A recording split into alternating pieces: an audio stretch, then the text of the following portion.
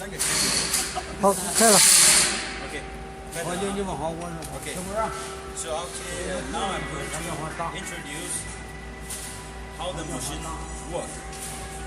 So first, this is a feeding pot, and here actually we can feed the raw materials through this feeding pot, and material will flow into the crushing pot part.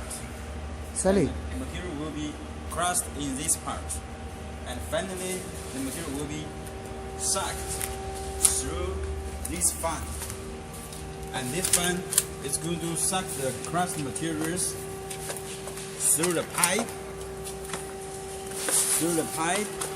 to this cyclone, and the material will come down here, and at the top of the cyclone, actually we can call it as the dust collector, which means when during crushing process there has some dust will flying away, so we can use some of the device to collect the dust, so to keep the environment clean.